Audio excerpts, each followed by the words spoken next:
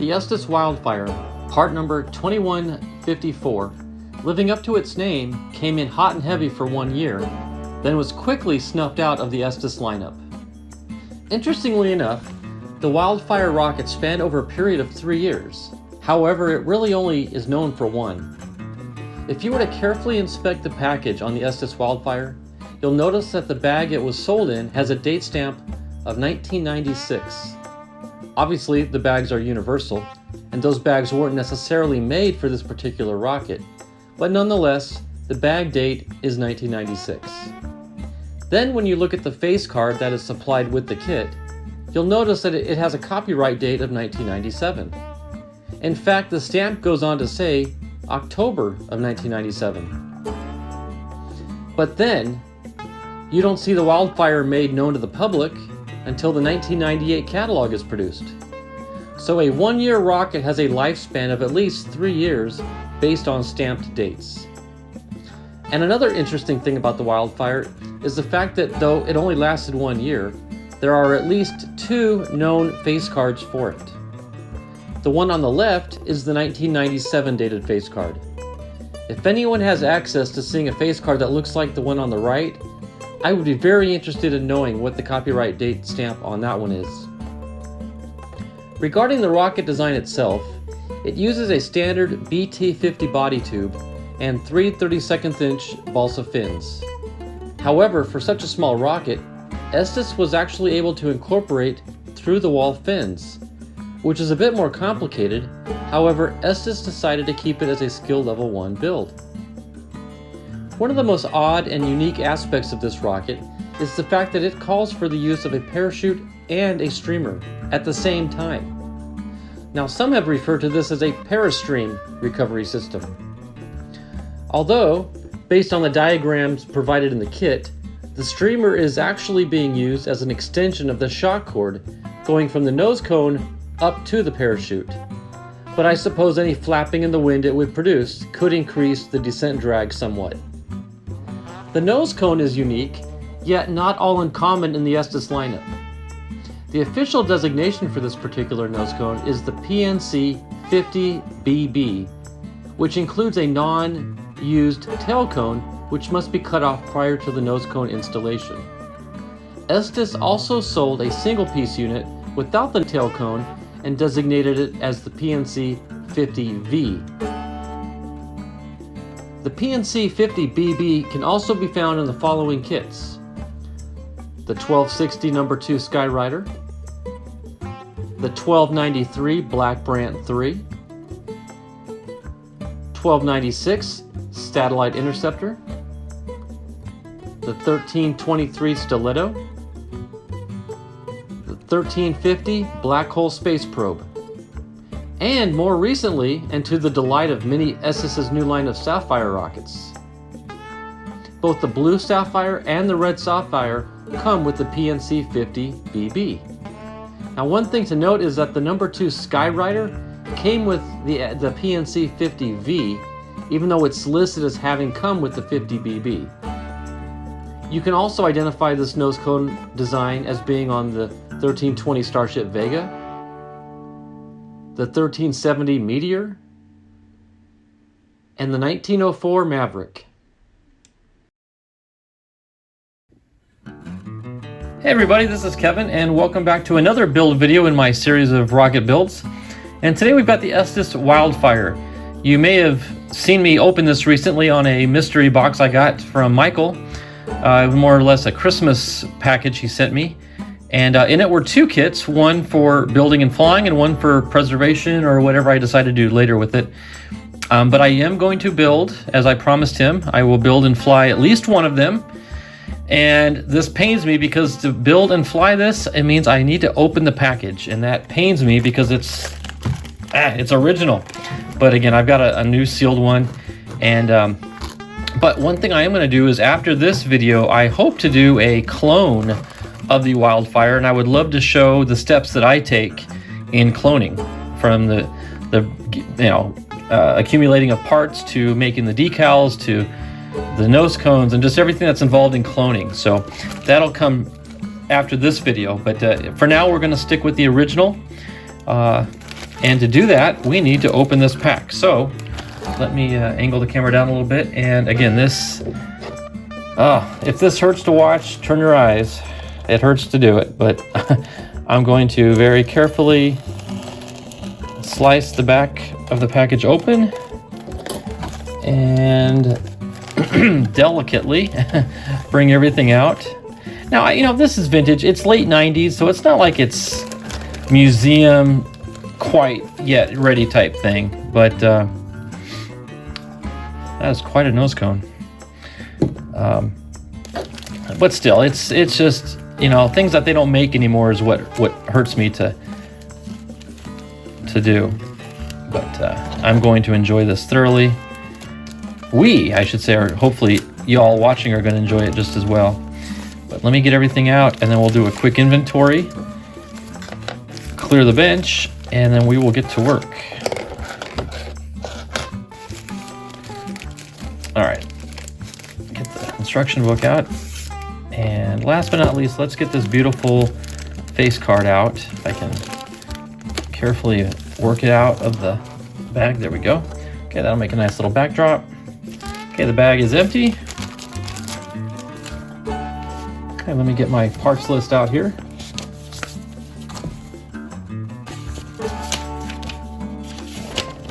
Okay, and we'll just kind of go through things one by one. Okay, starting off with the decals. We've got our decals right here. Okay, and then we've got our nose cone. Now this nose cone, as you can see in the picture, it's going to lose its tail cone. We're going to chop that off. We're only going to work with this portion of it right here. But this is the PNC 50 BB because it's got the tail cone. If it didn't have the tail cone, it would be the 50 V as in Victor. But this is Bravo Bravo. Okay, now we've got the body tube, pre-slotted for through the wall fins. Okay, then we've got, speaking of the fins, we've got our fins. We've got the balsa wood here. Okay, you can see they're already pre-cut.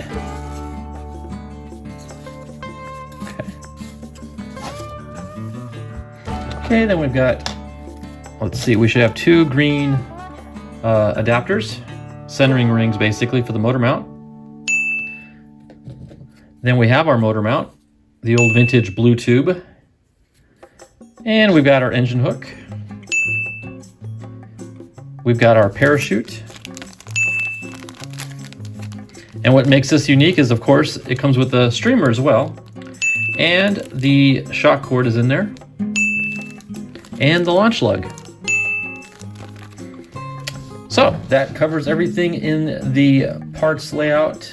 So now I'm going to clear the bench, get my glue ready, and we are going to start building the Wildfire. Okay, the first step in the build is we're going to take the blue motor mount and we're going to make 2 marks on the body tube. We're going to set up a ruler right up next to it, and we're going to put 0 on the ruler right at the base of the tube there. And the first mark we're going to make is at the 1/2 inch mark, which is going to be right there. And the next mark we want is 2.5, which is right there. And 2.5 is also equal to 1/4 from this side. So you can either mark 1/4 in from this end or 2.5 from that end. So those are the 2 marks that we need to make. And the next thing we need to do is take an X-Acto knife, and looking at the back mark, we're just going to cut a 1/8 inch slot.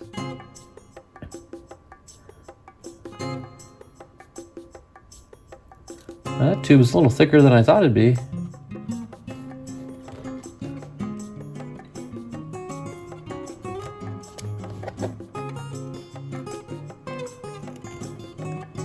It doesn't cut quite as easily as the more modern brown tubes do. There we go. And this is actually my first time working with the blue tube.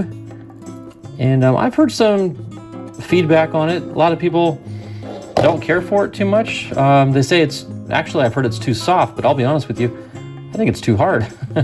But there, you just want a slit big enough that your engine hook will fit into it. Okay, so we'll cover that actually in step number 2, but we wanted to get that slit cut at the right position. All right, let's move on to step 2 now. Okay, the next step is actually gluing the engine hook and the centering rings onto the body tube. Now there is going to be one little exception that I'm going to add to this, but we'll get to that here in a second. But back to step one, kind of like I did, you want to set the engine hook in that slot. Okay, and then make sure it looks good and straight. Now if you can't see the little mark you made at the 1/2 inch line, go ahead and extend that down a little bit, because the engine hook is actually going to be blocking it. So there, now we can see our mark when the hook is parallel to the tube. Okay, and we want to take a centering ring, and what I'm going to do is slide it on, and I'm actually going to push it past our line, and I'm going to run a bead of glue. I like to use Titebond 2 wood glue. Any wood glue will work, but this is my preference. And I'm just going to run a bead of glue around that line, and then any glue that gets pushed back is going to be on the inside, and we can make a fillet with that. So let me just run my bead of glue.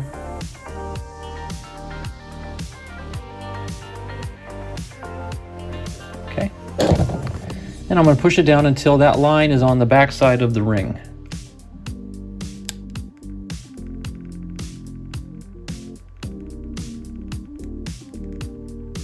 Right there. Okay, you can barely see the mark, the line. And just with my finger, then I can just kind of wipe the glue off, and at the same time, basically we're creating a fillet. Okay, now when that's nice and dry, then I'll go ahead and put a fillet on that end as well. You want to make sure that your engine hook is parallel. Now's the time to make any adjustments you need to, but that looks pretty good right out of the gate. Okay, so we'll let that sit for a second.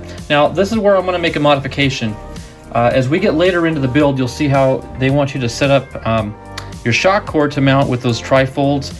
I don't like the trifolds. I like to use Kevlar, at least at the base, and then run the elastic up. So before we set up our other ring, we want to go ahead and tie our Kevlar around the body tube. So let me go ahead and do that now.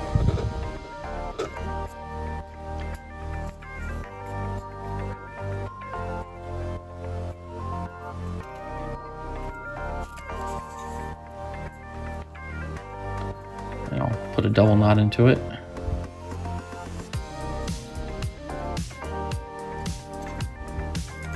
Okay. And we'll kind of pull it down here. Now once we get this other centering ring on, it's actually going to pass underneath it.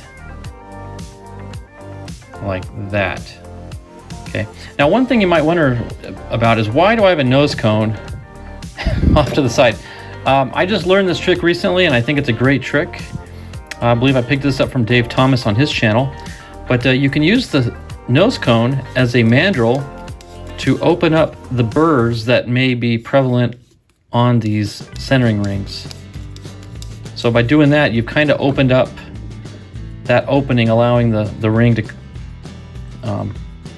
yeah, see, it fits on much easier that way. Okay, so we want to take our Kevlar, pass it through. Now this ring is going to mount flush with the end of the tube, so it's basically going to be right there. So let me go ahead and get this on. Actually, you know what I'm going to do is I'm going to run the bead of glue first around the outer edge, and then we'll fit the ring on, and that'll again push our fillet inward.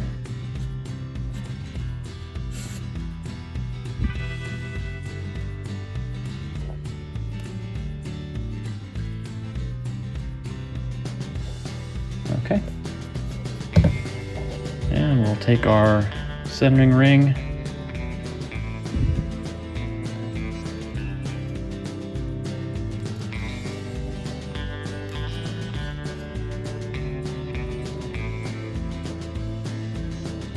Get it till it's flush. All right, there we go. And then I'm gonna pull the shock cord through, and we're gonna feed this down to the base of the ring, locking it into that crevice. There we go. Okay. Now we'll go ahead and run a little bit more glue around here. Make a little bit thicker fillet so we're able to cover up all of the shock cord.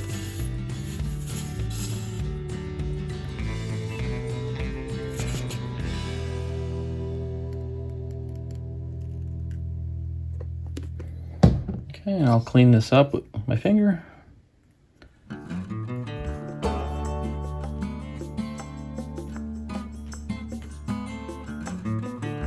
Go. And you definitely want to wipe off any glue that gets onto the top of the centering ring, because that'll interfere with it gluing into the tube later. There. Okay. We're going to let that dry, and the motor mount is now done. Moving on to step 3. Okay, moving on to step 3, we're going to modify things just a little bit, but for the most part, we're going to follow the directions as far as removing the fins from the balsa, but then we are going to modify things a little bit when it comes to the finishing of the surfaces. As you can see, the fins did come undone somewhat in the packaging, but that's okay. The actual fin portions are good, so I'm going to take my X-Acto knife and just going to kind of trim out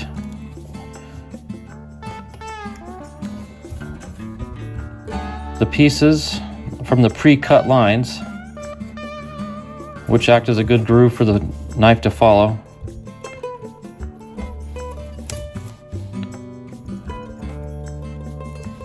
And you got to remember too, this is 30-plus-year-old wood.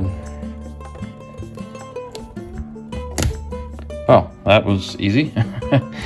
Now, interestingly enough, the instructions, and advisably so, say to keep your scrap wood, and makes an excellent mixing stick and application stick for glue down the body tube later. Not sure if we're going to exactly use this piece, but it's not a bad idea at all, especially if you don't have extra supplies on hand. Okay, that little corner broke off right there, but I'm not too worried about that because I think we're going to have to trim off that corner anyway to get around our fillets that are in our motor tube. And by that I mean, yeah, see, I'm gonna have to trim off those corner pieces anyway because the Kevlar kind of blocks and the fillet maybe a little bit, so probably something we're gonna have to do to all the fins anyway. But let's go ahead and get these finished cut out, and then we're gonna sand them to be equal on all the sides. Trying to keep this on camera. I'm trying not to force the blade, I'm just sort of letting it follow its own direction through that pre-cut groove.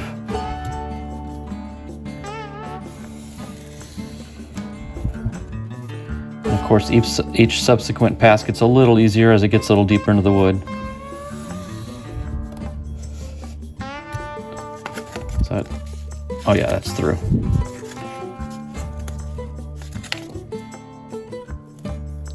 This is really good quality wood, and of course back in the 90s, balsa wood was balsa wood. There's some question now as to whether or not it's true balsa wood or if it's a derivative or variation thereof, because balsa wood is not as easily obtainable as it used to be. Okay, and I'll clean these up more once we get them all out of the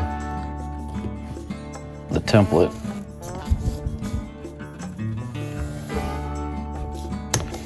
When you go with the grain, you'll notice it's a lot easier to cut. It's the cross grain cuts that get tricky.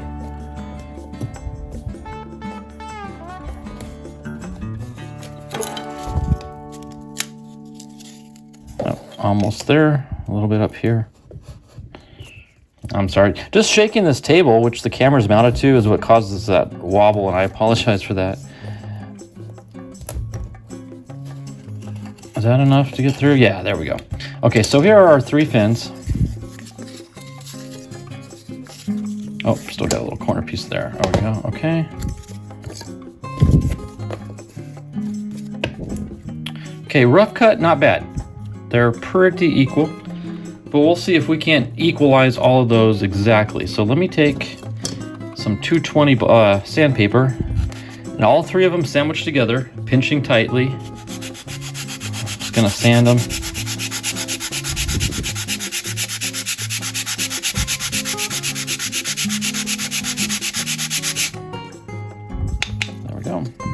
Now, one thing I will mention too is I'm going to deviate from the instructions. Most of the time, and I agree with them, when Estes says to round the leading edges to get, better performance, more aerodynamics out of the fins, I agree with that. However, I have had more cases where trying to round the leading edges produces unequal fins that will initiate a rolling effect on the way up. And for me, a flight that's got a little more drag but straighter is a better flight than a higher flight that is twisting and rolling and turning all different directions because the fins are not equal. And it's very hard to get equal fins when you're standing the leading edges round. So to me, I just find it easier to make them all square, 90 degrees, and sacrifice a little bit of altitude for a little bit more stable flight. But again, that's just me. To each his own, and I understand why Estes recommends rounding them off. I have more luck keeping them square. Okay, now I'm going to be very careful in these little cutouts around the base here.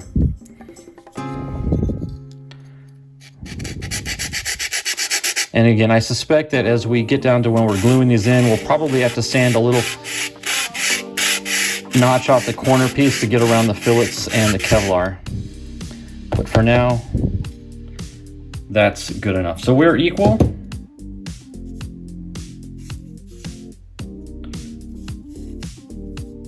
For the most part. So yeah, I'm going to keep this squared off. I'm not going to be rounding off the leading edges, just for reasons I just explained. Now, the other thing I like to do too is I prefer papering my fins. Now, on the bigger projects, my bigger fins, I will sheet them with polystyrene plastic sheets. However, on the smaller stuff, like in this case, I'm just going to use some Avery Project decal paper. It's sticky back adhesive. You just peel it back and lay the fins down and you get a pretty decent finish. Is it perfect? No. And here lies another interesting question. Do I coat the wood with any sealant or wood filler? Again, on bigger projects, probably would. But when you induce any sort of filler, like a wood filler or anything, you're putting moisture into the wood and you're going to create a warp. Now, I understand if you do both sides equally and then put them under a press and let it dry, chances are you're going to lose that warp, if any. They'll come out straight. But then you're also losing some of the purchasing for the decals because they don't adhere as well to the wood filler as they do to the wood. So I get better results with papering my fins directly onto the wood.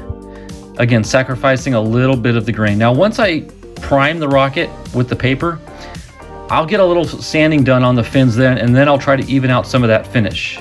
So it's like I'm procrastinating and postponing the evening of the grain until I get the wood painted and primed.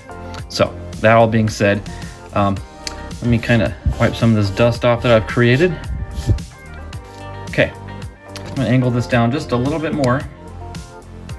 Okay, so what I'm gonna do is I took an 8.5 by 11 sheet of project paper and I cut it in half. Okay, and I'm gonna lay the fins down on the adhesive, but not just level with the bottom of the fin, because you want that tab obviously sticking out because it goes into the slot in the tube. But I'm also going to give it another maybe 1/16 of an inch there and there, so that when I glue this into the tube, then I've got a little bit more purchase area for my fillet to glue onto the wood as opposed to gluing onto the paper.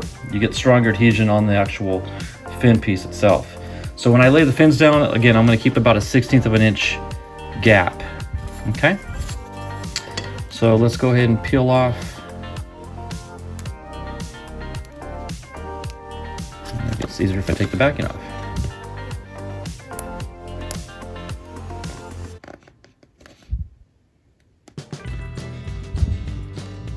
Well, I guess it's good that this is sticking so well because that means it's strong adhesive.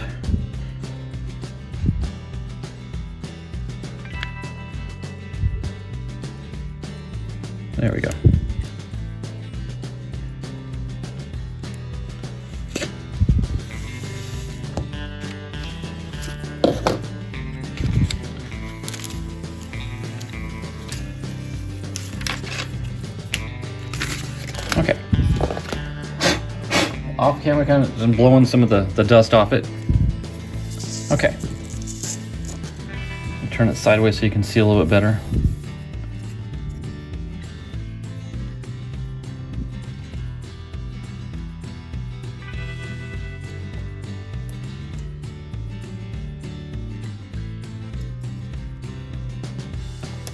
There. Okay, grab the next one.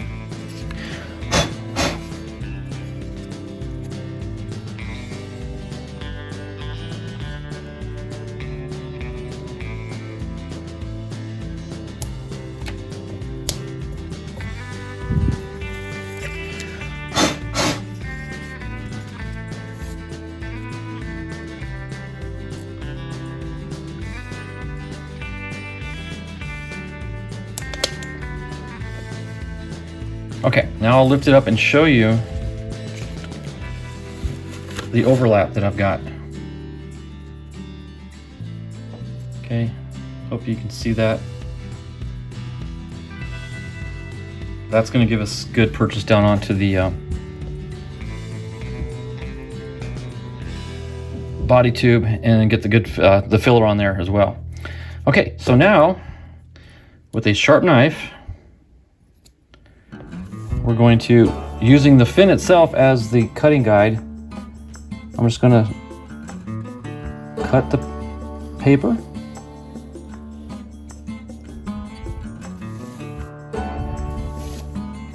Let me do 3 at a time here, this direction.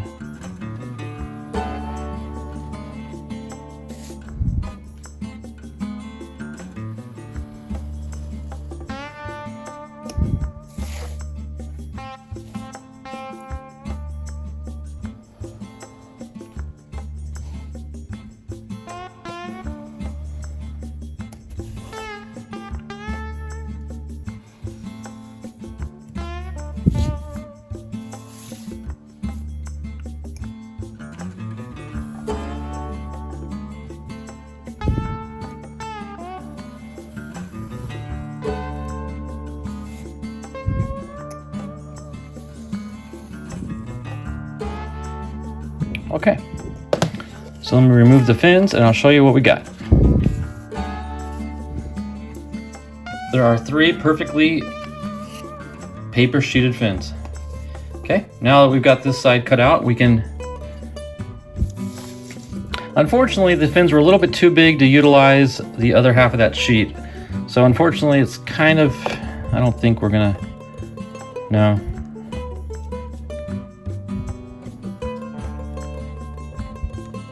Actually, you know what? I think it's gonna work, but I'm gonna have to trim off the... Yeah, that's gonna work. I didn't think I was gonna have enough area, but I think I can use up this paper if I'm careful about positioning it. Yeah, that's gonna work. Okay, perfect. So what I'm gonna do is trim off this portion with a straight edge after I get these down. Okay, so let me start on this end. Well, trying to most efficiently use up this paper here.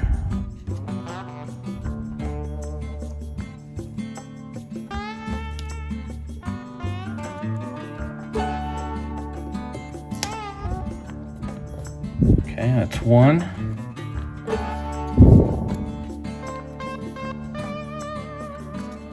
Not sure if I can get all 3 in here or not.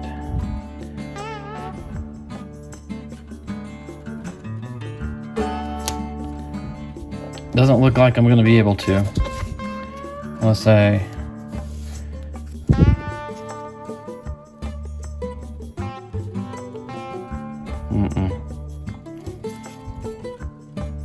Actually, yeah, I can. In fact, this one, I'm just going to... Yeah, this will work. I'm going to put it this way, and I'll actually create the overlap here.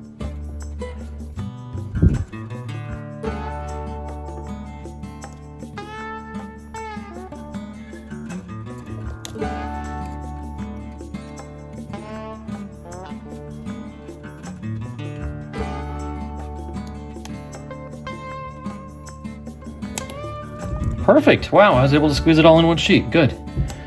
Good deal. Okay, now let's trim this one out.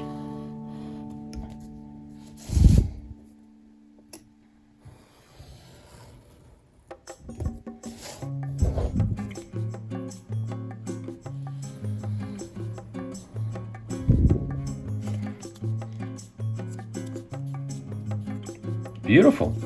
Okay, now again, I'm gonna have to do this one a little bit differently. I'll show you how we're gonna do that here in a second. Let me find the best way to trim this out.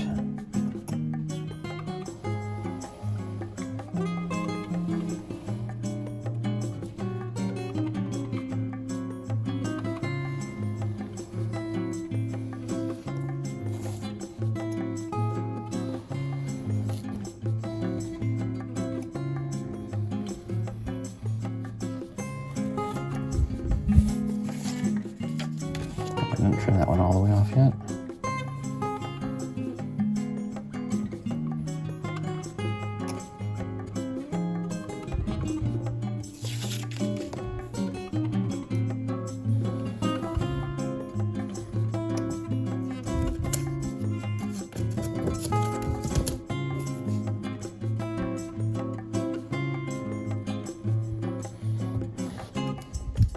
Okay, I'll just do this with as an example here.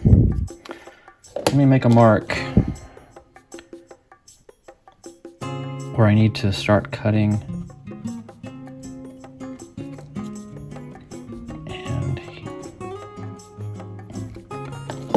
okay, then I take a straight edge. Now this cut needs to be very light because you don't want to cut into the wood and weaken it. So just enough to cut through the paper. I'll do maybe a couple passes at it. A couple of very light passes.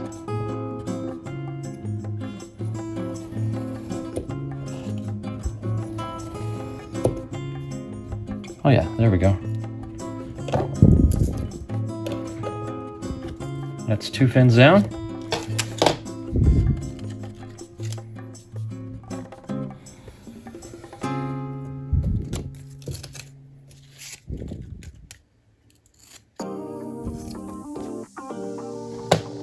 Do the same thing here. We'll mark where to cut.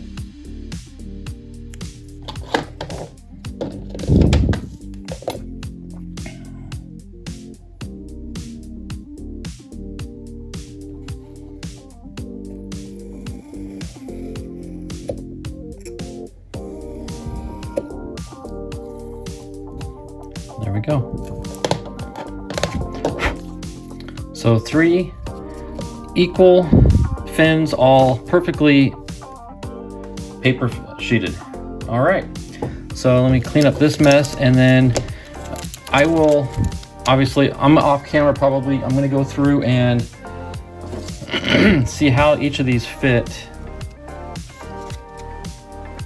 Yeah, just a little bit of sanding here and there, just to get them down to where it'll fit in the groove better around the fillets. So I'm going to work with that off camera, but for the most part, the fins are done. And like I said, you'll see a little bit of the waviness in the grain once I get the primer on it. But with that primer and a couple coats of primer, I can sand it down, not to the paper, but just enough down to hopefully get the primer smoothed out and flattened a little bit better. Okay, step 4, and I'm going to use a tool as opposed to what they show in the instructions, which is using a door frame or really any straight structure that has a groove that you can nestle the tube into. But Estes sells this really cool tube marking guide that I just love to use, and it works, in my opinion, as good as anything. So what I'm going to do though is I need to make a line down the entire length of the tube for the launch lug. Now the thing is, the kit does not provide you with any fin marking guide because, for obvious reasons, the fin slots are already made, so they don't need to provide you that. They just say, draw a line somewhere in between 2 fins. Now, can I eyeball it and get close enough? Absolutely. But this is just a little trick that I want to show you that I use that could possibly be used in future projects that you work on. So what I'm going to do is I'm going to just wrap this straight piece of paper around the tube, and I'm going to make a mark right where the fin slots start on each side. So I'm going to make a mark here and there. Okay, now what I can do is I can measure between those two marks and get an exact center. So I'm going to take a straight edge, and I'm going to use centimeters because it's a little easier to get more precise centering. So I'm going to measure between those two marks, and I get exactly, looks like I got exactly 24. So at the 12 millimeter mark, 11, 12, I'm going to make a mark right there. Is that right? Actually, it looks more like 25. So 12 and a half. There we go. My first mark was off a little bit, so I'm just going to extend the second line. Okay, so with that new line, I can wrap this back around and line up those two notches that I made on the fins, like so, and then make a mark on the tube right where that center line is at. There. That's our dead center point between the two fins. Again, I could have eyeballed that and been close enough, but it's just a good technique to learn if you ever want to use that on future projects when you want to align things and center things. That's a way of doing it. So again, that was 25 millimeters between the two marks, so I went 12 and a half, and I marked the center line, and that's the way we did that. So I'm going to go then to my tube marking guide and line this up. And now I've pre-marked this with the different sizes as they say to, but honestly, I don't necessarily use those. Like this says BT20, I think that's for this groove here. I'm not sure what, I guess the middle one might be BT50. I'll be honest with you, I don't really know. I just find one that it fits nicely into. Let's go ahead and line up our line right there. And now we just draw a line down the entire length of the tube. Like that. And now we've got our launch lug. Slipped on me a little bit there, it looks like. That's okay. Oh, it shouldn't have done that. It might have slipped in my fingers. Anyway, at least we got the center line down the top. It looks good from behind. So, yeah, that's gonna work out.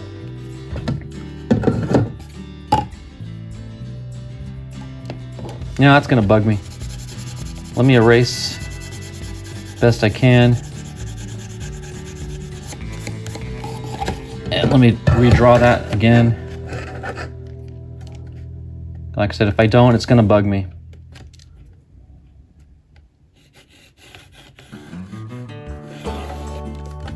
There, okay, I lined up with the previous line.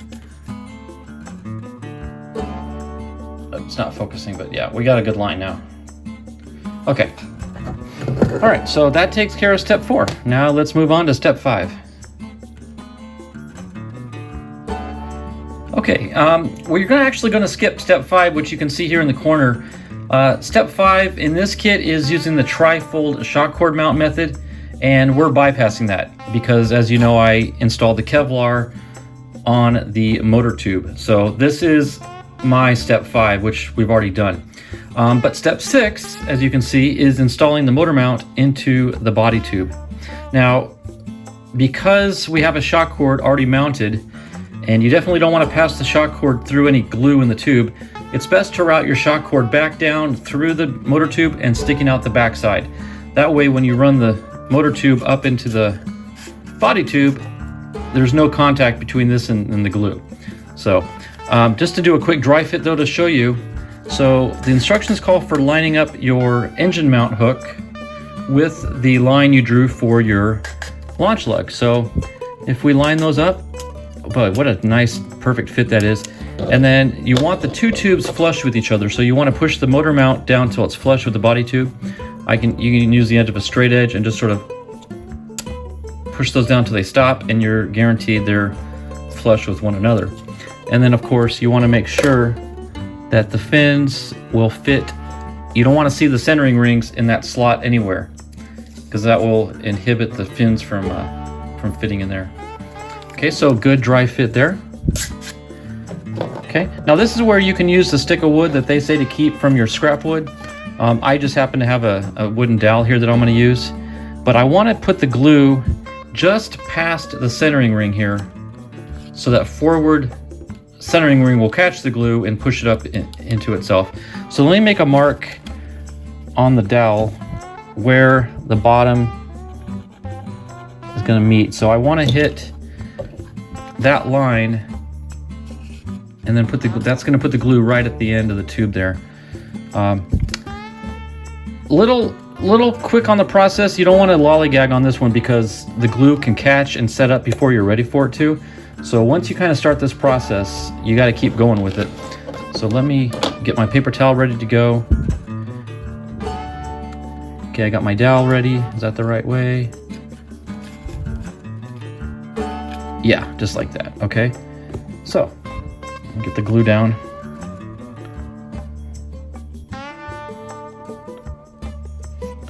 Now this being a smaller dowel, it's probably going to try to drip off, so kind of roll the dowel to keep the glue from falling, and how am I doing? And there we go. Okay, and just run it around there.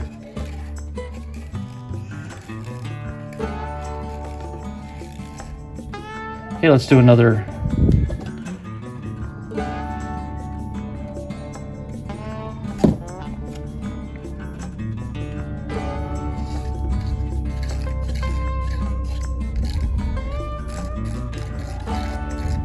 Okay, let me see if it's fully. Yep, okay, we've got full circumference. So we want to start the tube there. Now once we get that started, then we can feed the new line of glue around the inside here.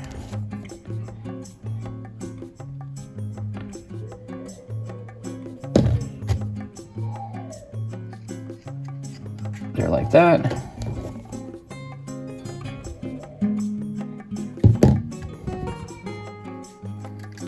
A little bit messy on this side, but it's going to disappear. Actually, you know what? I was just thinking we need to be careful because that's going to be where our fins glue in too. So we do need to be careful we don't get too much glue on the body, on the motor tube.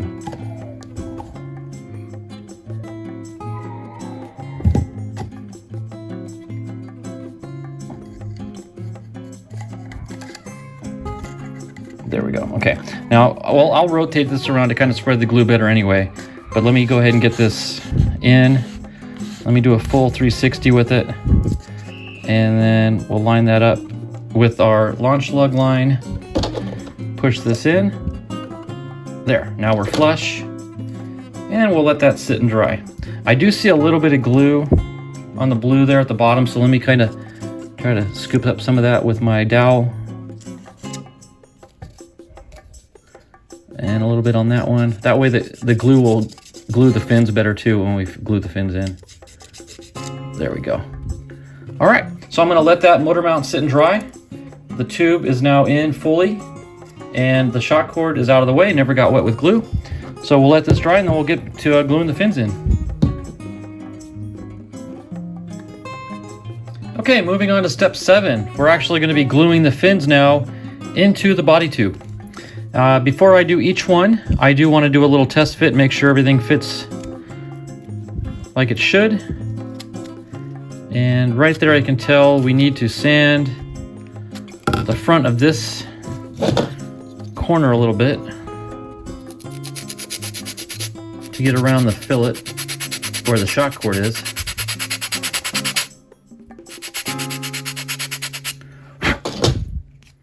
Okay, let's see if it fits a little bit better now. Ah, yeah, perfect, like a glove.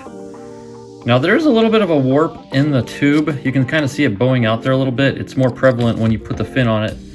You can see there's more wood here than in the center. It's because there's a bow in the cardboard. Not quite sure how to get rid of that at this point. Yeah, it's just, at this point, we're just gonna have to rely on the fillet to kind of mask that up. So I'm gonna use 2 types of glue here. First of all, I'm gonna use wood glue on the bottom of the main root here, down to the motor mount. And then I'm gonna use just a drop of CA glue at the forward and rear end to keep it down and in while it dries, and also to hold its position. But before I do that, I wanna scuff up just a little bit with some sandpaper. just to kind of roughen it up so the glue has more purchase power on the cardboard. And I'm going to kind of go around the sides too, that way the fillet, when I do the fillets later on, we'll have something to work with as well. I'll go ahead and do all three now while I've got the sandpaper.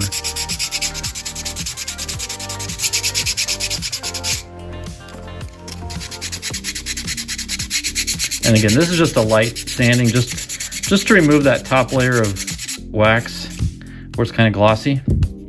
So once it gets that dull look to it, you know you're good.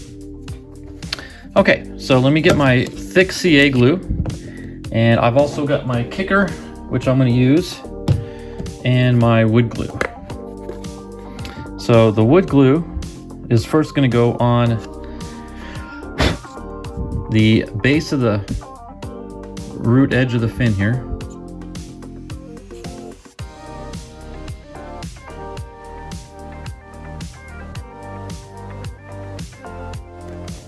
Okay, and like I said, I'm also going to put just a drop of CA glue on the forward and aft end of the fin.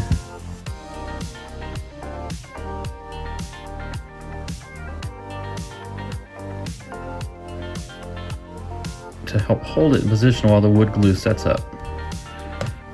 Okay.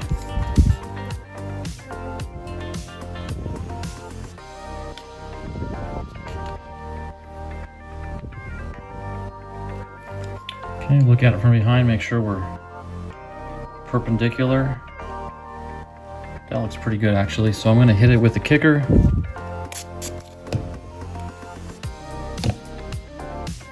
While I push in. And we know we're straight because the slots in the body tube give us the alignment that we need. So yeah, that looks really good right there. Okay, and again, in the wood glue, that's what's going to set up and give us our strength on the motor mount. Okay, let me take my dowel and I'm going to remove some of this wood glue that seeped out the side. That way our fillets have more room to work with. There we go. Okay. Okay, that's the first one. Let's check the second fin.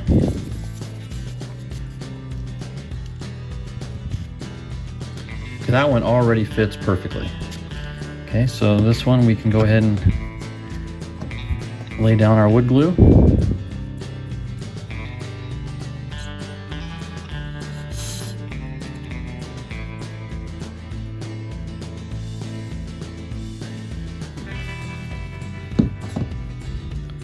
And our CA.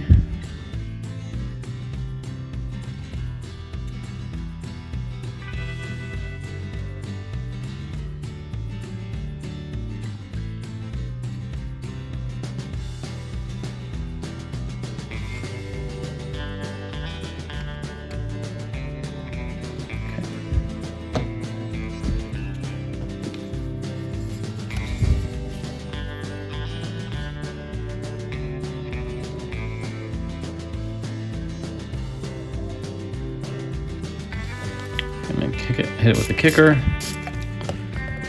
and we'll hold it look from above, make sure it's perpendicular.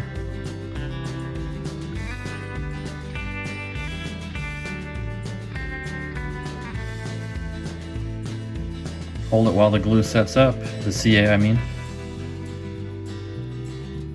Okay, good. Okay, now the third and final fin. Okay, this one's hitting in the front. See that? So it's hitting that Kevlar bead around the centering ring. So we'll kind of sand an angle into that. See if it clears it any better. And sure enough, look at that. Drops right in.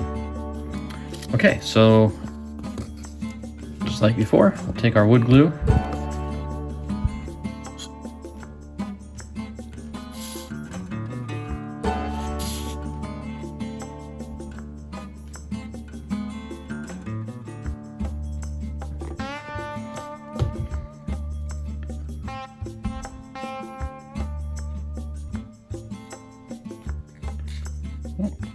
like that kind of hardened on me. I'm gonna grab some medium. It's almost about the same. It's not clogged up, at least I hope not.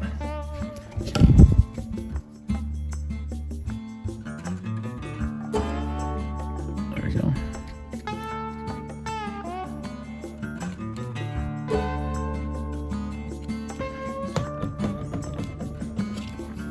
Okay, and just like before.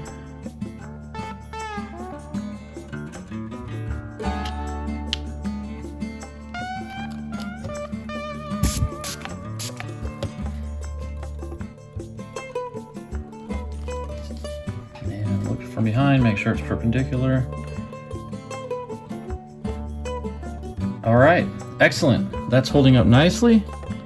Okay, we're gonna let all those set up and then they'll be ready for their fillets. Looks good. Let's see if it sits somewhat level. Yeah, that looks good.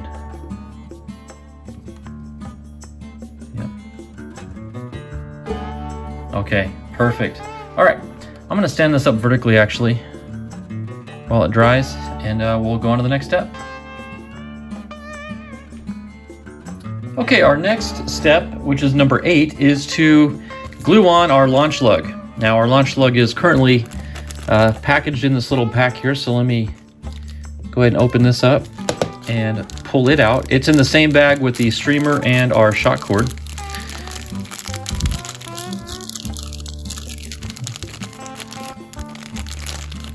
Okie doke. Now, before we glue it onto the rocket, I do want to scuff up one side of it just a little bit to make the adhesion a little bit better. So let me scuff that up with the sandpaper. And I am going to mark with the pencil just so I know more or less which side the scuffs are on. No use scuffing it up and then gluing it down with the scuff facing upward. And then we want to measure from the rear of the rocket. We need to measure up 4 inches from the base. Okay, so let me get my straight edge ruler here. Actually, I'll just use my regular wooden ruler. It's a little bit easier to read. And we just want to mark 4 inches from the aft end of the rocket. So we'll just set this down, and it goes along the line that we drew earlier as well. So there's 4 inches. Okay, so the launch lug is going to fit at that 4-inch line upward. So let me, honestly, it's probably easier to measure with the launch lug on and then make another mark up here so I'll know where to sand. So we want to scuff up this area right between the 2 lines.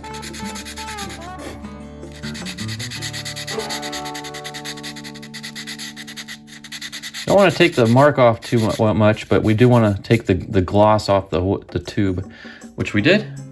Okay, so there's our marks. And we'll take our wood glue. This is a fairly straightforward step. And find the mark that we made earlier, right there. And just run a thin bead of the wood glue down. Now we're gonna come back later after this dries and make some fillets. But we just want to get the lug down initially. Oops. Okay, and then take our tube, set it down in position, and then, let me get that stand off. Obviously you can see how crooked it is right there. So then we just use our alignment line that we drew earlier as a reference and just line it up, centered on that line as best we can, and you can sight down it.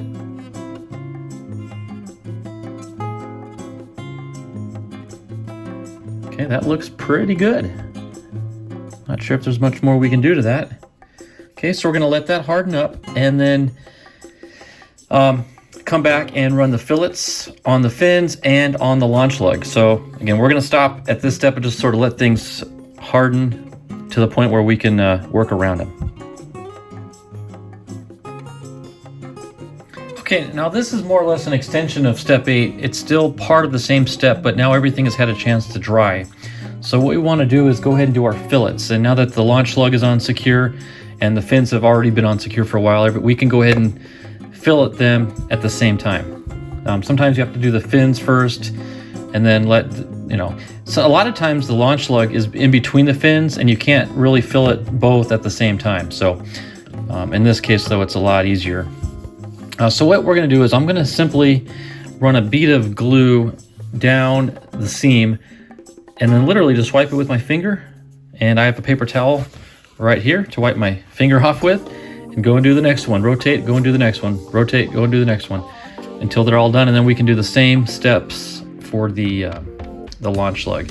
Now, one thing I like to keep with me is a few Q-tips, because inevitably after you peel or pull your finger off from the making that seam, you're gonna have a little spillage out the front, so that you want to just take a Q-tip and kind of wipe that mess off. And same with the launch lug.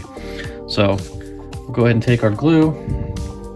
This bottle's getting a little low on me, so it's taking a while to get down to the nozzle. But we'll just do 2 at a time. We'll do this one and just run a bead right down the crevice there.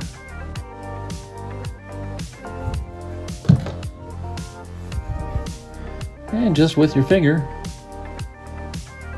pull it off. Wipe your finger, come to this side, do the same thing. And well, actually, we can do the cleanup later. Looks like I got a little there. That's better.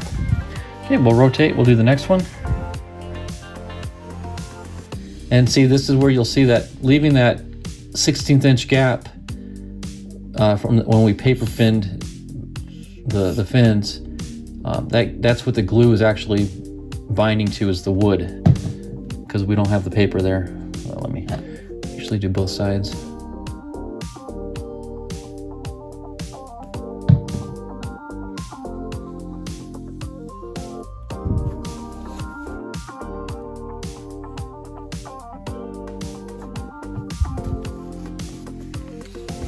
Okay, last set for the fins, and then we'll do the launch lug.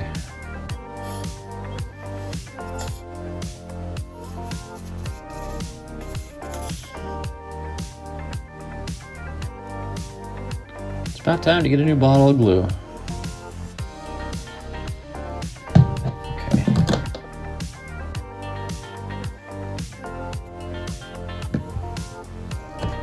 Okay, I don't know if you can see. Right there, it looks like we're starting to develop maybe a little air bubble. So I'm going to come back and address that here in a second.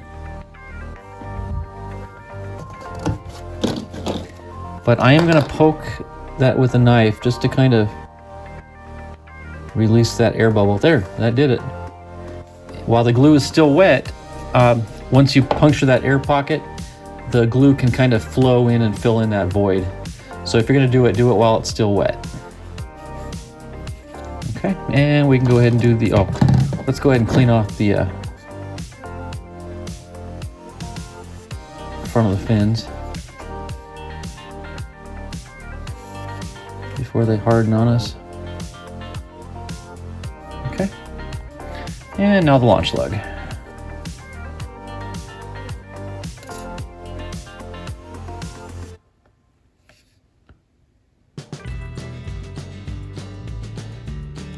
Okay.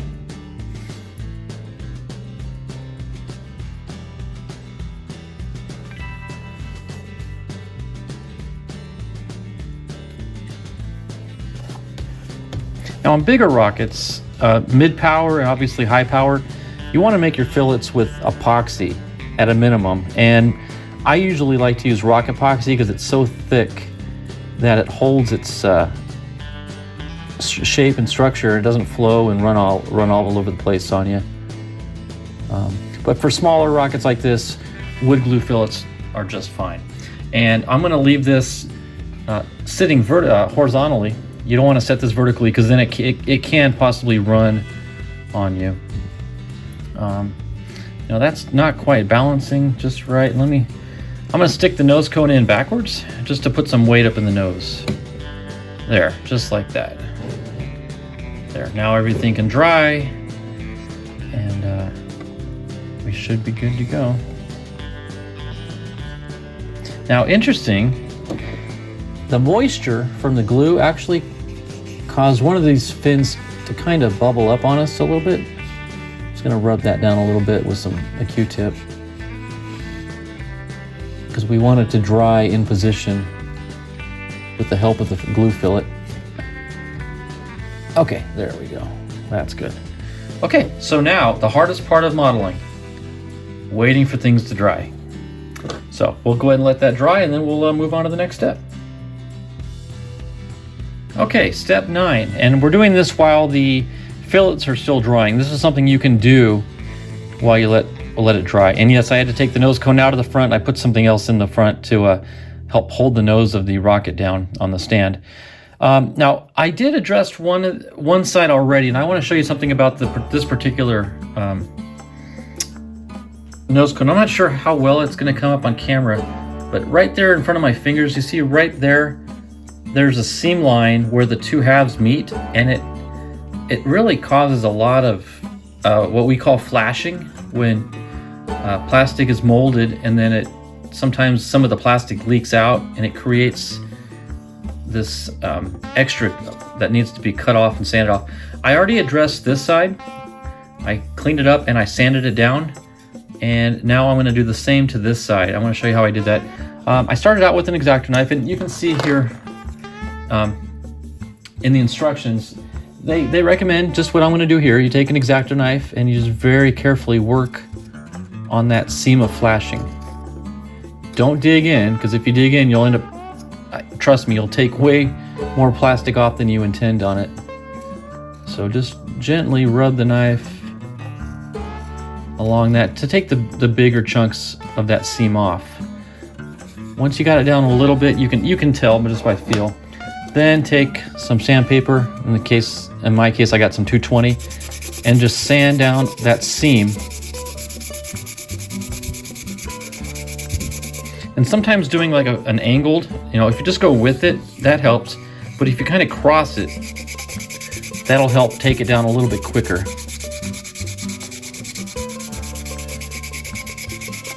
And periodically just by feeling, you can tell, okay, that's good.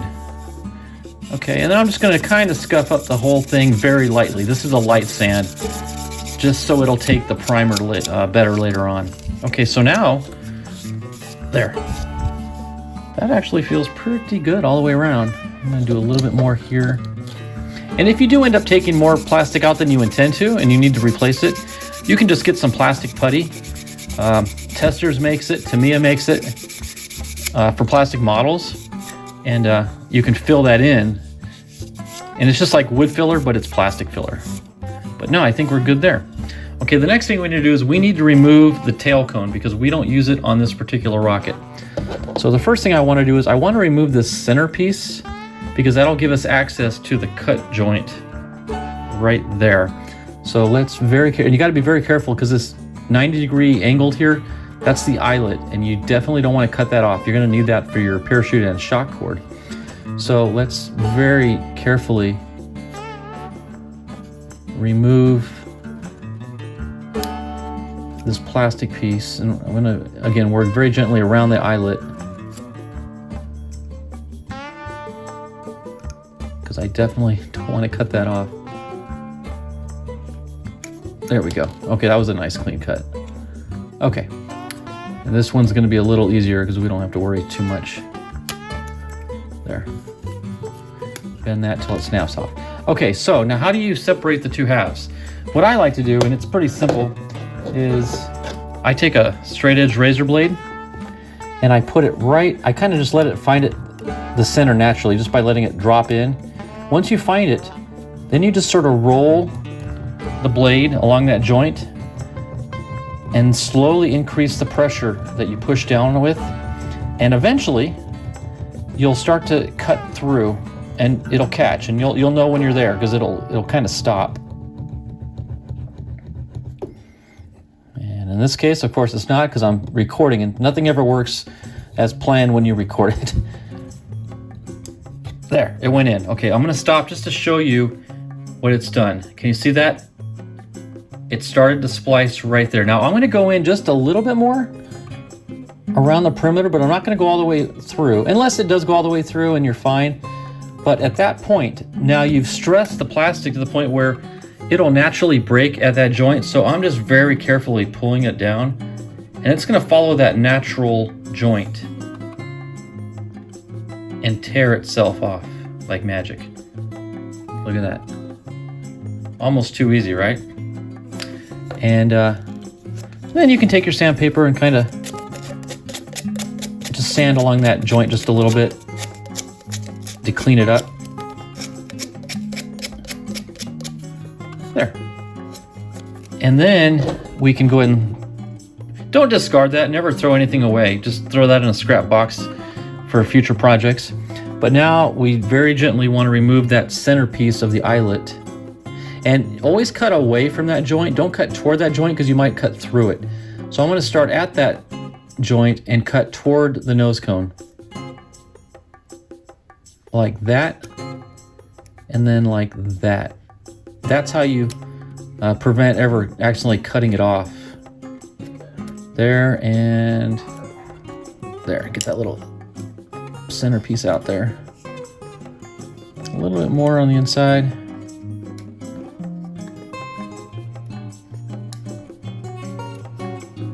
There. Okay. So now we've got the eyelet cut out. That's a rather small eyelet for a BT50, but it is what it is. That's what you got to work with. So very good. Okay, so that's good to go. Now I'm actually going to bring my rocket back in. That's still drying. The fillets are still drying. But I was using this kind of to weigh it down. But now we can do a test fit with our nose cone. Ah, very nice. Just to get an idea of what it's going to look like. And I must say, that is going to be a darn good looking rocket right there. I'm actually inspecting the fillets as I rotate it. Get a chance to look at it there. And the launch lug looks good. Yeah, everything looks good. That's a good looking rocket. So, all right, I'm gonna set that aside to dry and come back and we can start prepping this for paint. Okay, so as you can see, we've got the first coat of primer down. And this is just a base coat just to kind of see where we're at and to begin our spiral fill-in. Now, one thing to note, and this is why I do this, is if you look at the fillets down here, everything looks good there. Everything looks good there. But when you get to this third side, lo and behold, we've got some air pockets right in there. I don't know if you can see that or not. So this is a good opportunity to fill those in before our next coat of primer. So what I'm going to use is some Tamiya plastic putty. I've got it folded up here, but yeah, you can see it. Tamiya putty, basic type putty for plastic. This is more than sufficient to get us what we need there. So I'm just gonna put a little dab right onto those holes. Well, it looks like I got a little plug up here. Let me grab a toothpick and puncture that.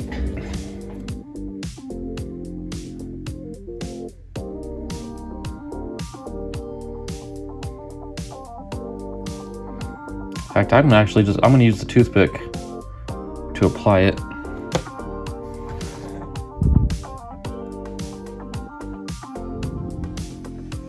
Just lay it in there. Oops. And then I'm actually gonna use my finger to kind of press it in and smear it. Sorry, it's off camera a little bit.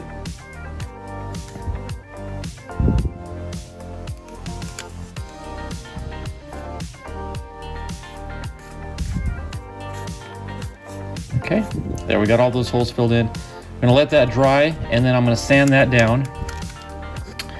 And then, you know what, it would really help if I had turned the camera down. So yeah, we're gonna let that dry, then I'm gonna sand that down. Do a light sanding over the whole thing, not enough to smooth it like glass or anything, just to knock down any burrs or any imperfections that may be sticking up, little lint, fibers, anything. And then I'm gonna hit this with some white primer. And then when I get the white primer on, I'm gonna sand that as smooth as I can. Then I'm gonna put another gray primer on it, and I'm gonna sand that down till I get to the white. If I know I'm at the white, I know I'm good. I don't want to go too deep because again, if you start hitting the wood and the paper and the cardboard with water during the wet sand, you're going to destroy the surface. So I want to build up some primer on this before I hit it with the wet sand really hard. So again, I'm going to let that dry, sand it down, and so next time you see this, it'll have white and or another coat of gray on it. Okay, quick update on things. As you can see now, I've got more primer. I've got some filler in certain areas on the fins, and just to let you know what I've done up to this point. Last time you saw this, it was in gray primer like it is now, but I then put a coat of white primer over top of that, sanded it down a little bit, smoothed things out, and then I put another coat of gray over the white. So now I'm going to take this out and wet sand it, and the minute I start to see white, then I know I'm down to the next layer and I'm going to stop there. That's one way of ensuring you don't get to the cardboard and the paper, is just to have a layer of extra primer down below, kind of as that buffer. So, but no, things are coming out good. In fact, I have not even filled the spirals in, but the primer is naturally filling them in. So I probably won't even have to put any filler in there at all, as they're just pretty much disappeared. So, and for colors, I want to show you, I'm going to be using the Krylon all-in-one gloss black for the body and fins. And let me get to the nose cone here. Nose cone's already primed, it's wet sanded, it's smooth as glass, it's ready to go. So I'm going to be using the Krylon Gloss Banner Red. So that's the red that's going to be on the nose cone. So that's all I need for paint are those two colors. Now, one thing I want to discuss, let me set these aside, is decals. And I've not yet made my mind up. These are the decals that came with the kit. They're shiny, they pop, the colors are vibrant, they're going to look good over the black. However, where you see the cutout line, there is going to be a little remnant of clear showing through. And that does concern me a little bit because clear decals on rocket body tubes don't usually look too good. So I went ahead and I'm working on another project, and you'll see that video in the near future. But I went ahead and created my own set of decals. This is just, I believe it's for cricket machines, basically. It's vinyl. And I copied these in, cleaned these up, printed these up with my laser printer. And I changed the white background to black because now I can do an easy cut around the decals, lay this on the black body tube, and you won't see, hopefully that overlap. My question is, and I haven't decided yet, is whether or not I want to stick to the original and use the originals, which here's the pros. It's probably going to pop a little better. The colors are a little bit brighter. That's really the only pro. And the other pro is it's original decal on an original rocket. Now the cons to that are I may not get the finish I'm going to like because there's a lot of clear in here that just doesn't always look good over dark colors on a rocket body. That's one con. And the second is this is an original decal. Once it's cut up and gone, it's gone for good. And I kind of like preserving these, not just for posterity, but as an original, as something that can never be duplicated again. So that's that. And then with these, the pros are I get a lot better finish because the black is already filled in. It's vinyl. I think it'll wrap well and stick well. Really the only con that I can think of is it's not original. And it may not be as bright as color, colors may not pop as much, but that doesn't bother me so much as it's not an original. And to some people, for a purist per se, that may be a bother to them. I've not yet decided, but I do have and this came out really nice. So for you purists out there, would you mind if I did not use the original decals and use these, which may actually look better in the long run, last longer? And I'll clear coat over these as well. And I think it just, well, whichever way I go, I'll clear coat, but I'm leaning toward the reproduction ones, to be honest with you. So let me know what you think in the comments. More than likely I'm going to go with this, but as you know, you'll see in the next segment or so which way I go. But let me know in the comments what you think. Would you have gone with the originals, or would you have used the repros? So let me know. So from moving forward now, I'm going to take this out to wet sand the body and get it ready for paint, and then we're slapping some gloss black on it and give it a couple days to dry before I put decals on it. And with the nose cone, same thing, I'm going to go with the banner red. So next time you see this rocket, it's going to be more colorful, and hopefully we'll have come to a definite conclusion on the decals by then. All right, get right back to you. Okay, as you can see, quite a bit has changed. The rocket is now black. That's right, I got some Krylon gloss black on it. The fins, body tube, everything is complete. It came out really good. In fact, I'll just show you. I mean, well, I guess the lighting's not the best, but there are no seam lines, and that's just because I ran 3 coats of primer and I wet sanded each coat, and eventually just got it down to nothing. So again, it's kind of hard to see, but there are no seam lines. Now, this is going to be a 2-part process on this next step. It is time for the decals, and I'm going to do the fin decals first, only because I've got them ready to go. The upper portion, the main decal, it's drying right now, and I'll tell you why it's drying, and I'll tell you what that means. But what I've got here is the vinyl decals, and as you can see, yes, I did go with the reproduction decals. I decided to forego the originals, keep them in safekeeping, and go with the vinyl. Now, you'll notice one thing: the black is somewhat matte finish. It's not glossy compared to the tube. Now, once we get it on and clear coat the whole thing, then this will have the same gloss as the body tube. But I want to point something out to you. If you ever do it this way, this was, as you know, white vinyl decal paper. You see that white edge right there? Well, that's okay because it's on the yellow. But if that white edge were on the sides, you would see that a white line between this black and the rocket black all the way around. So you might notice here, you don't see that white line. It's solid black. And what I did was I took the spray can that I used to spray the rocket with, and I doused the tip of a Q-tip with the spray can, and then I just gently ran that Q-tip along the edge. And what that did was it just put the gloss paint down on that edge to conceal that white strip. So I did that, I let it dry, now it's ready to apply, and that's what I'm waiting for on the top part. I just painted the edge of the Wildfire decal, so I gotta let that dry, but that's okay because I want to test out these vinyl decals on the rocket anyway. So let's find the correct decal. Let's see, the way the face card is, you've got 2 fins, and then the front fin facing forward with the launch lug on the back. So I want to find the flame that only has the one single little extra one.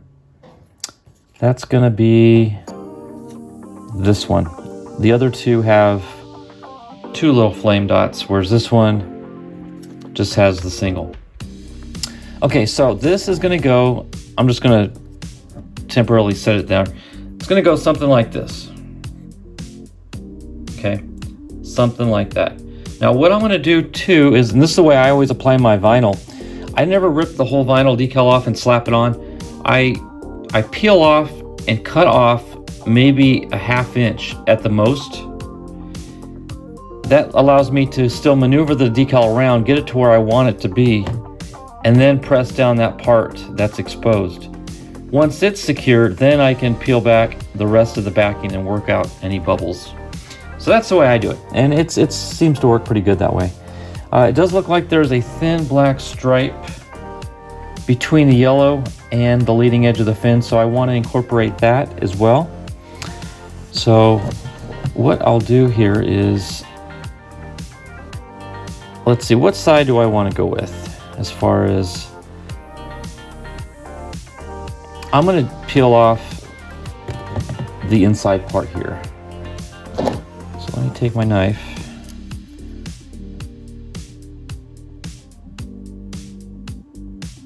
see if I can't lift this up. There we go.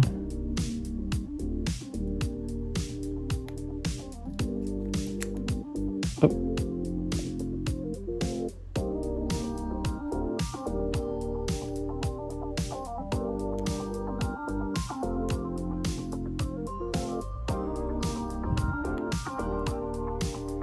Okay.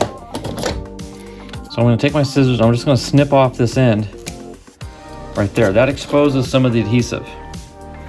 Okay, but it's kind of folded up, so it's not going to stick yet, which is what we want. So look, I'm kind of comparing this to the face card as I go, trying to get the right distance and gap. That looks about right.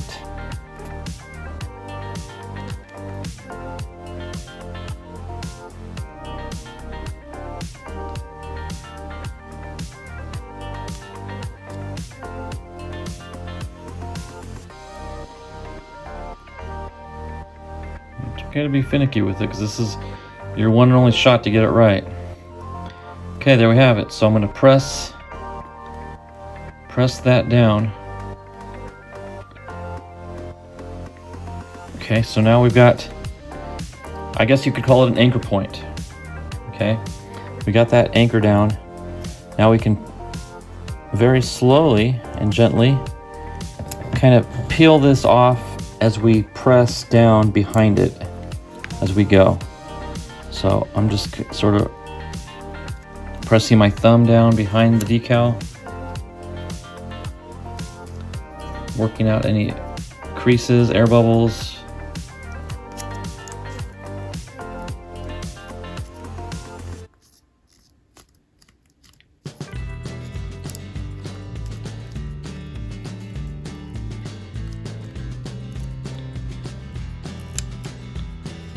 There we go.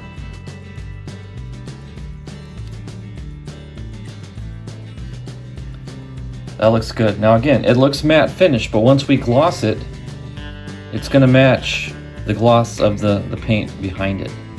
So, all right, that's looking sharp. Does that look anything like the face card? I hope so. All right, now we gotta figure out which one goes on the right. Oops. Scared me. I thought we had it wrong there. No, okay, so we need to figure out which one goes on this right one. And let's see, we've got these two options here.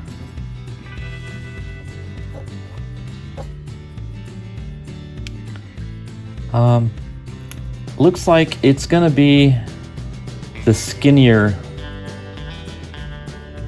yellow front. So that's gonna be this one. And also this one has the longer yellow piece than this one. See how short that one is? This one's longer, and in the picture of the face card, it is long. So this is going to be the one that goes on this fin here. Okay, so let's kind of get an idea of what we're looking at here. Same kind of distance, gaps, and everything.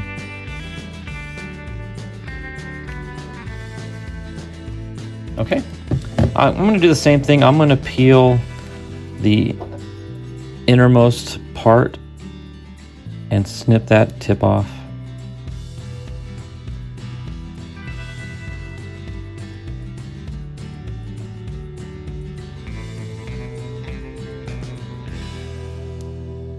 There we go. There's a fine line between those two parts. Okay.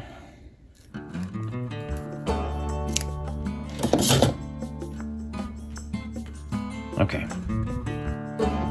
So now I'm kind of looking at that gap maybe between the black and the yellow at the tip there. Let's do it this way.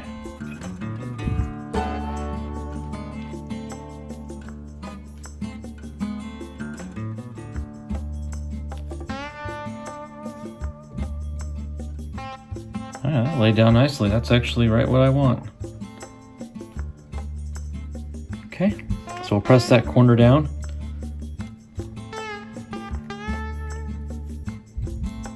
Okay, and then we'll slowly work this off the back.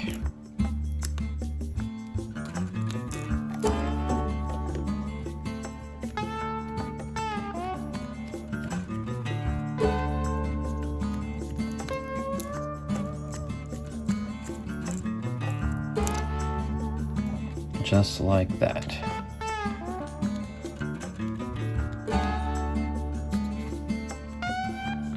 Okay, starting to look like a wildfire, doesn't it? All right, one to go.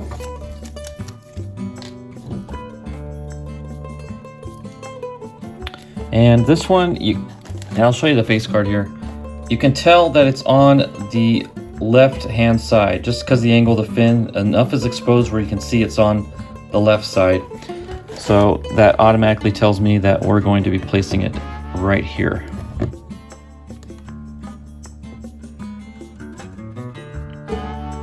Okay. So we'll trim this off.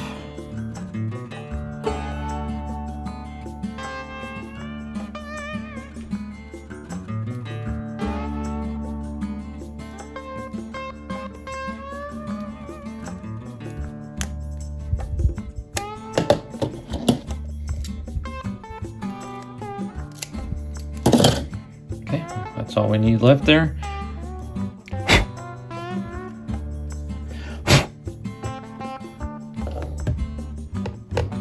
Okay, let's work on our gap on this side.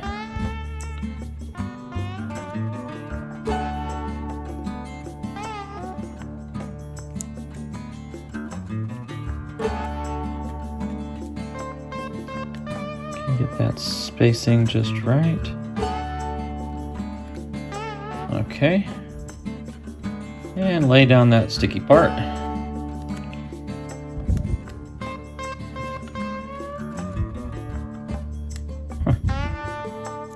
Okay, there we go. Now peel the rest off and just do like before.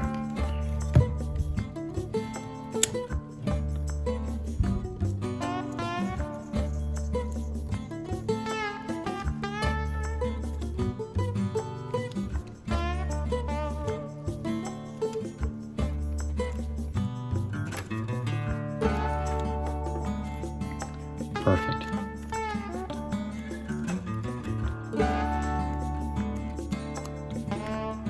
Okay, so we've got the fin stripes done. I'm very impressed with that. So we're gonna let that kind of set up while I wait for the black paint to dry. We'll come right back and we'll do the main decal for the name. Okay, we'll be right back. Okay, the main decal is now dry on the perimeter. So again, just a Q-tip and the spray can, and just rubbed it along the edge. Everywhere where the black is going to meet the black, you want to cover that up. I left the white exposed because that's going to be the yellow. We don't want, obviously, a black line through the middle of our yellow. So the decal is ready to go. I did have to make one adjustment. I did a little tweaking on this stripe here. The original stripe, you have to look at the original, but it extended too far down and it was hitting the launch lug. So I kind of modified the shape of this so we won't interfere with the launch lug. I'm not sure why the design allowed for that conflict, but nonetheless, we found a workaround. Okay, so we're gonna do the same thing as before. We're going to start with one little sliver cut off and then make our way around. You can tell in the decal, I'm sorry, in the face card, the original front loop, which is this one here, it goes in line with the front center fin. So we're gonna have it this way. And there's a thin little black stripe on the top that we need to ensure stays on the top. So let me just do a preliminary wrap around here. Yeah, see, now we're missing the launch lug, whereas before we were hitting it. So that's good that we've avoided that. Okay, I'm going to cut off. Let's see if I can do this. Nope, gotta use the knife.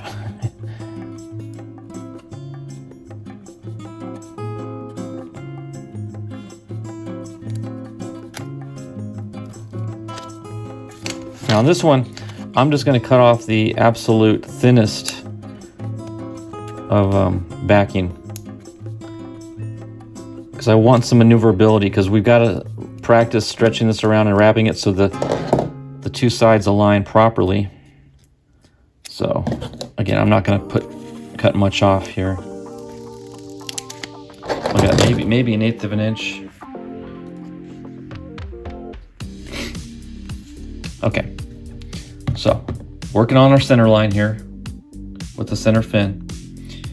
We're going to set the Wildfire decal in line with that. Look down the length of the tube. That'll help us kind of gauge if we're on it or not. Okay. Get the end at the very tip of the tube, do a wrap around, make sure everything matches up.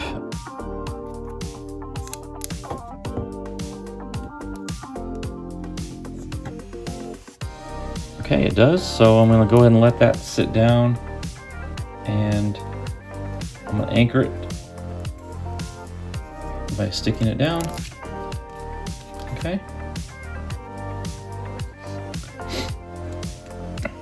Yeah, we would have had a definite conflict on that launch lug had we allowed that to go unchecked. Okay. So I'm going to slowly unravel this and ensure that the top stays flush with the top of the body tube. Let me see if I can keep this in camera. It's so tight quarters here on my workbench.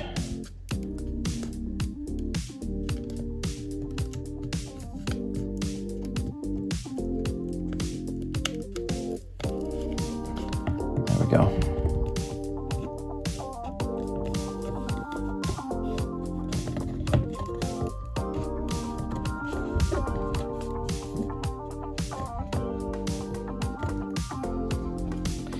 Tell you what I'm going to do. I'm going to cut off a chunk just to make sure we're still in good alignment. Oh, I need to cut off more than that. I don't want to press too much decal down if we're not in good alignment. So there we go. Okay, so now I can wrap this without fear of it touching. And oh yeah, we're good. We're good. Okay, so we'll just keep working it.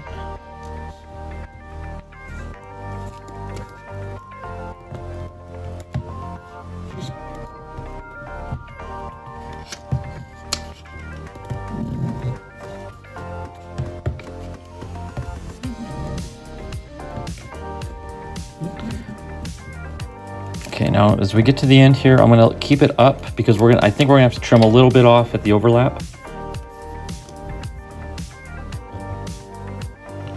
which isn't gonna be an issue. I just want to make sure.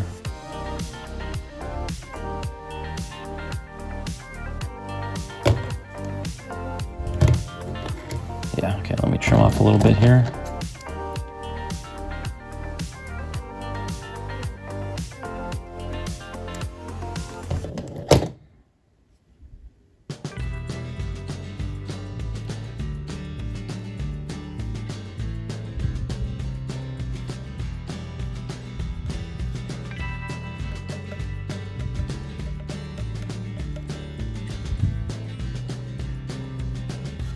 Okay, we are off just a little bit, but I may just take some paint and kind of, yeah, I'm gonna take some black paint and kind of even that up a little bit. Same here on the top. We did miss it just by a skosh, but you know, all things considered, I'm pretty pleased with the alignment. Wow, that looks good. Looks very good. And like I said, the black will gloss over once we get it cleared. So I'm going to, oh, you know what? I forgot. There's one little sliver here that we need to add. And I believe it goes, no, I don't think there's room for it, to be honest with you. Oh yeah, there is. It goes right. You know what? I'm going to forego that because I don't even see it in the face card. Yeah, I'm going to forego that little piece, and it's just more hassle than it's worth. Okay, so that's pretty much it. The decals are done. Gonna let everything kind of set up, and then I'm gonna go do a clear coat, and we'll come back and show you the finished product. Let me also show you the nose cone that I've got. Last you saw it was gray primed, now it is painted red.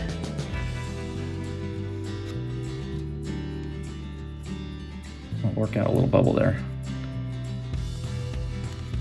There. Okay, so there it is. I mean, wow, that is a beautiful, beautiful rocket. And it's gonna look better once we clear coat it too, so. But yeah, let me go clear coat it and we'll come back and we'll do a final closeout.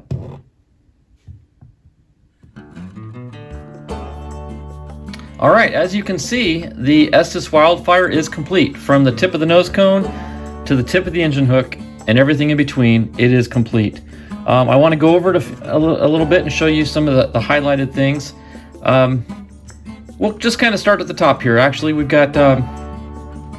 oh, and I want to make a correction. Earlier when I said I was going to paint this with Krylon gloss banner red, I ran out and the store was out, so I had to resort to another brand. I went with Rust-Oleum Gloss Apple Red. So if you ever want to duplicate that color, and it's almost the same, they're almost identical. But again, I just wanted to let you know this is Rust-Oleum. Then we've got the black Krylon Gloss Black paint. We've got our homemade reproduction vinyl decals. And then down at the fins, we've got the 3/32 inch fins with the repro decals as well. And there's the engine hook. So everything here is original with the exception of the decals. Everything else is original to the kit, but I did go ahead and update those. Now the inside, let me show you what's on the inside. And there's some modern stuff in here too, and I'll tell you why. It's still set up the way it's designed to. I've got... Oh, my balance went off there. Here, let me just stand the rocket up. So, the kit, and look here, I'll show you the face card here, and you can see in the bottom left corner, it's a combination streamer and parachute. They call it the Parastream configuration. So, I did install a streamer. However, I used a new streamer. In fact, everything for the recovery system is new. Obviously the Kevlar is new. I did use new elastic, and I used about almost 3 times as much as what they give you.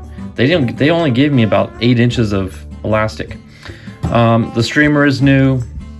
I'm using barrel swivels on both ends, and I'm going to use a new parachute. Okay, so what in the world is this loop thing going on here? So when the parachute is ejected out, you're going to get this long extension, and you know the elastic's going to stretch. But then the nose cone only goes so far, and it's, as you saw in the picture, it hangs below the streamer and the chute. So this is going to be next in line after the rocket. Then I've built in some slack here, so as the elastic stretches, it stretches the streamer as well. I don't want to rely solely on the streamer, because if the streamer rips, we lose our parachute, and we can't afford to do that.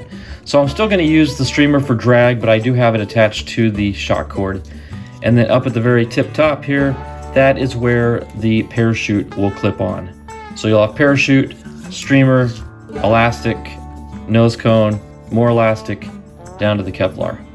So it's configured the same way, just linked up a little bit differently than it's called for, just because I wanted to modify things a little bit. Because again, I don't want to rely on 30-year-old elastic and streamers to keep this thing together. I just want to know for a fact that what's in there is strong. So let me pack this back up. Obviously, I'm not packing the chute in there. That'll get attached at the launch pad.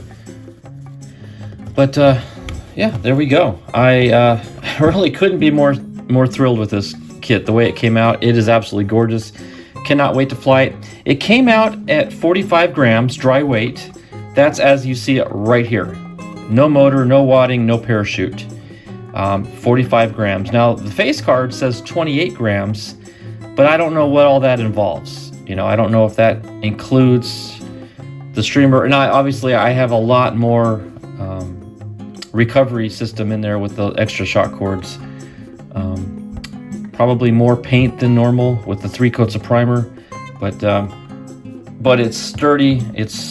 I think it's pretty well built. I think the through the wall fins will help keep the fins on landing, especially out where I fly. I think it's going to be good to have a little more rugged landing gear.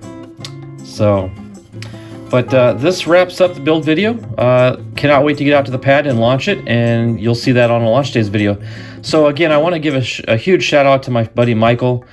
He sent me this kit. He sent me 2, one to build, one to do whatever with. But I did elect to build one of them. So thank you again, Michael, for this. I really, really do appreciate it. And I hope you appreciate how it came out looking, and I hope you enjoy the launch day of it coming up here in the next week or 2. So with that, guys, I'm going to end the video. Thanks for watching. God bless, and we'll see you on the next one. Bye-bye.